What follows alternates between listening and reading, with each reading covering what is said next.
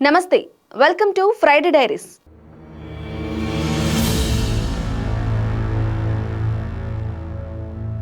మనం చరిత్రలో దశాబ్దాలు జరిగిన యుద్ధాల గురించి విని ఉంటాం. కొన్ని సంవత్సరాల పాటు జరిగిన యుద్ధాల గురించి వినుంటాం.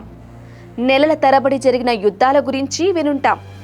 రోజుల తరబడి జరిగిన యుద్ధాల గురించి కూడా విని ఉంటాం. అందులో క్రిస్టియన్, ముస్లిం, హిందూ మతాల మధ్య మత చిచ్చు వల్ల ఏర్పడిన యుద్ధాలైతే చెప్పనక్కర్లేదు. కొన్ని శతాబ్దాలు క్రితం మొదలై ఇప్పటికీ కూడా ఇంకా అలానే కొనసాగుతున్నాయి. కేవలం 38 నిమిషాల పాటు రెండు ప్రాంతాల మధ్య ఒక యుద్ధమే జరిగింది. ఇంతకీ ఏంటా యుద్ధం అనుకుంటున్నారా? అదే జాంజిబార్ యుద్ధం. ఆ యుద్ధం ఏంటో, ఆ ప్రాంతాలేవో తెలుసుకోవటానికి సిద్ధంగా ఉన్నారా? ఇంకెందుకు ఆలస్యం, వెల్కమ్ టు ఫ్రైడే డైరీస్. ఈ యుద్ధం గురించి క్లియర్గా తెలియాలంటే మనం చరిత్రలో కొంత లోతుగా రీసెర్చ్ చేస్తే Roman empire, Persian empire, Portugal empire, British empire, German empire, kingdom of France, ఈ సామ్రాజ్యాలు చాలా చిన్నవైనప్పటికీ గతంలో ఇవి దాదాపు ప్రపంచ దేశాలన్నింటినీ ఆక్రమించాయి. పెర్షియన్ ఎంపైర్ ముస్లింల సామ్రాజ్యం కాకముందు దాదాపు అందరూ పెర్షియన్స్ ప్రొఫెట్ జారదుస్త్రా యొక్క బోధనలు విన్న తరువాత ముస్లిం మతాన్ని స్వీకరించారు. తరువాత ముస్లింల సామ్రాజ్యమైన పెర్షియన్ ఎంపైర్లో వారసత్వ వివాదం కారణంగా వారిలో వారికే గొడవలు జరిగి షియా ముస్లింలంతా కలిసి సఫేవిద్ పెర్షియన్ ఎంపైర్ గా, సున్నీ ముస్లింలంతా కలిసి ఒట్టోమన్ ఎంపైర్ గా విడిపోయారు. వారు విడిపోయినా కూడా వారి సామ్రాజ్యాన్ని విస్తరించడం మాత్రం ఆపలేదు.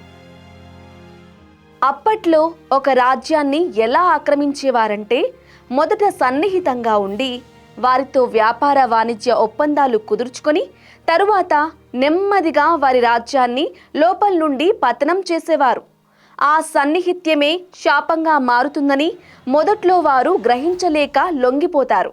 ఇప్పుడు మనం మన టాపిక్ లోకి వస్తే, అసలు ఈ ఆంగ్లో జాంజిబార్ యుద్ధం యొక్క కథని పెర్షియన్ మహాసామ్రాజ్యంలోని దాదాపు 600 సంవత్సరాల క్రితం ఒమాన్ కింగ్డమ్ లో మొదలు పెడితే, ఒమాన్ ఎంపైర్ సుల్తాన్లు వారి రాజ్యాన్ని విస్తరింపచేసే నేపథ్యంలో నార్త్ ఆఫ్రికాలోని ఈజిప్ట్, సుడాన్ నుండి మొదలుపెట్టి దాదాపు సౌత్, ఈస్ట్, వెస్ట్ లో వారి రాజ్యాన్ని 4 వైపులా విస్తరింపజేసి ఆఫ్రికా ఖండంలోనే ఒక పవర్ఫుల్ ఇండిపెండెంట్ ఎంపైర్ గా వెలిసింది. ప్రస్తుతం ఆఫ్రికా ఖండంలోని యునైటెడ్ రిపబ్లిక్ ఆఫ్ టాంజానియా దేశంలో హిందూ మహాసముద్రంలో ఒక చిన్న దీవి ప్రాంతంగా ఉండే అదే జాంజిబార్ దీవి ప్రస్తుత కెన్యా ఇంకా టాంజానియా దేశాల్లోని కొంత కోస్టల్ ప్రాంతాన్ని కలుపుకొని ఆ కాలంలో జాంజిబార్ సామ్రాజ్యంగా ఉండేది.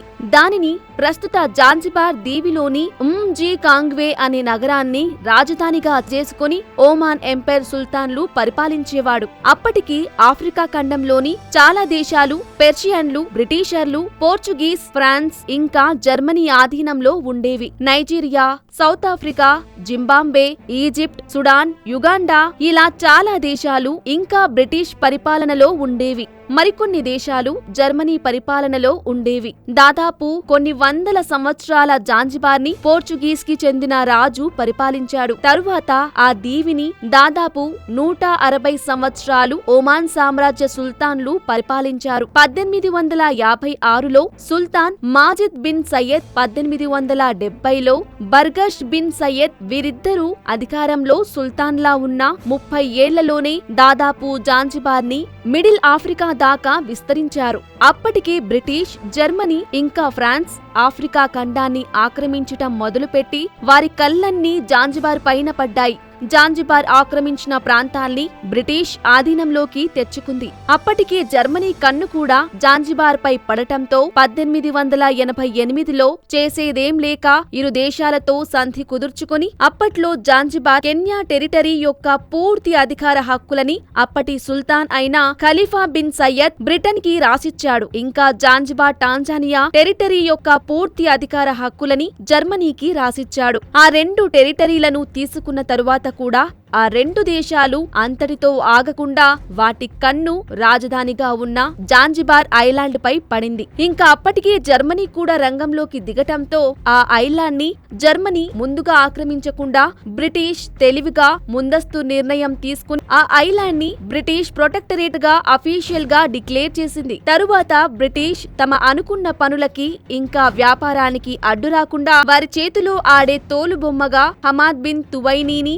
జాంజిబార్ అఫీషియల్ సుల్తాన్ గా బ్రిటిష్ నియమించింది. తరువాత ఊహించని విధంగా 1896 ఆగస్టు 25న బ్రిటిష్ నియమించిన సుల్తాన్ మరణించాడు. తరువాత హమోద్ బిన్ మొహమ్మద్ ని సుల్తాన్ గా ఎంపిక చేస్తే వారికి అనుగుణంగా ఉంటారని బ్రిటిష్ అనుకున్నారు. కానీ అనుకోకుండా అతని అన్న కొడుకైన ఖాలిద్ బిన్ బర్షా తనంతట తానే సుల్తాన్ గా అఫీషియల్ గా ప్రకటించుకున్నాడు. అక్కడ కథ అడ్డం తిరిగి బ్రిటిష్ వారు అనుకున్న విధంగా వారి పనులు జరగకపోవటం, ఇంకా వారు దీవిలో హక్కులు కోల్పోవటంతో వారు ఆగ్రహానికి గురై బ్రిటిష్ ఆ దీవి పైన 2 రోజులలో లొంగిపోయి ఆ దీవిని బ్రిటిష్ కి అప్పచెప్పకపోతే యాక్ట్ ఆఫ్ వార్ కింద యుద్ధం ప్రకటిస్తామని అల్టిమేటం జారీ చేసింది. ఇక్కడ సుల్తాన్ ని కూడా తప్పు పట్టడానికి లేదు. సుల్తాన్ వారి రాజ్య ప్రజలకి బానిసత్వాన్ని తొలగించి జాంజిబార్ యొక్క పూర్వ వైభవాన్ని తిరిగి తీసుకురావాలనుకున్నాడు. అందుకని ఆ అల్టిమేటంని సుల్తాన్ తిరస్కరించి ఉంటాడు.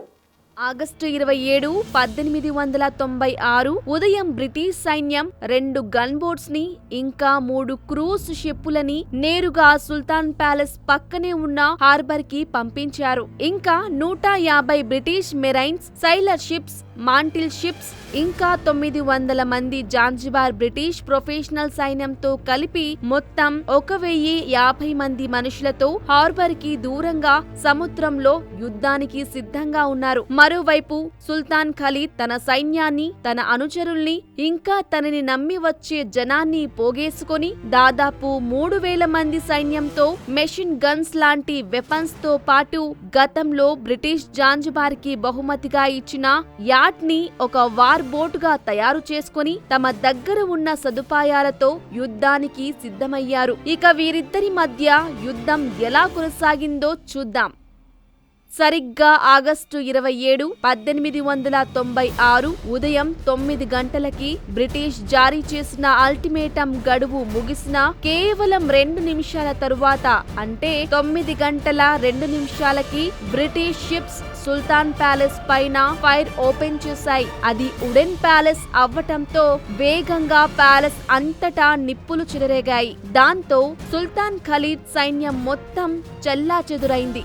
బ్రిటిష్ షిప్ ఫైర్ చేసిన వెంటనే జాంజిబార్ బ్యాటిల్ బోట్ రంగంలోకి దిగి మెషిన్ గన్ తో బ్రిటిష్ క్రూయిజ్ షిప్ పై దాడికి దిగాయి. తరువాత బ్రిటిష్ క్రూయిజ్ షిప్ తిరిగి దాడి చేయగా ఆ దాడికి జాంజిబార్ వార్ బోట్ ఒక్క దెబ్బకి నీటిలో మునిగిపోయింది. తరువాత వెంటనే బ్రిటిష్ సైన్యం కేవలం 38 నుండి 45 నిమిషాల లోపు మొత్తం దీవిని తమ ఆధీనంలోకి తీసుకున్నారు. ఈ యుద్ధంలో దాదాపు 500 మంది జాంజిబార్ సైన్యం మరణించగా బ్రిటిష్ సైన్యంలో ఒకరికి స్వల్ప గాయాలయ్యాయి. ఈ యుద్ధంలో సుల్తాన్ ఖలీద్ వెనుక ద్వారం నుండి దగ్గర్లో ఉన్న జర్మన్ కౌన్సిలేట్ లోకి చేరుకొని రక్షణ పొందాడు. తరువాత బ్రిటిష్ తమకు అనుకూలంగా తమ చేతిలో తోలుబొమ్మలాగా ఆడే సుల్తాన్ ఖలీద్ అన్న హమద్ బిన్ మొహమ్మద్ ని సుల్తాన్ గా నియమించారు. మొత్తానికి బ్రిటిష్ తాము అనుకున్న పనుల్ని చేయడంలో, ఇంకా క్షణిక దాడులు చెయ్యడంలో చాలా ప్రభావితం చెంది ఉంటారు అని రుజువు చేశారు. అంతే అండి, ఇంతటితో ఆంగ్లో జాంజిబార్ యుద్ధం సమాప్తం. బాద్షా సినిమాలో ఎన్టీఆర్ బాద్షా డిసైడ్ అయితే వార్ వన్ సైడ్ అయిపోద్ది అనే డైలాగ్ చెప్తే విన్నాం, కానీ ఇక్కడ బ్రిటిష్ డిసైడ్ అయి జాంజిబార్ పైన వార్ వన్ సైడ్ చేసేసింది. ఈ ఆంగ్లో జాంజిబార్ వార్ గురించి తెలుసుకున్నారుగా, మరి ఈ వార్ గురించి మీ ఒపీనియన్ ఏంటో కామెంట్ రూపంలో మాకు తెలియచేయండి. మరో మంచి ఫ్రైడే డైరీస్ టాపిక్స్ తో మళ్ళీ కలుద్దాం. Until then take care, bye bye. For more updates keep watching Vihari TV.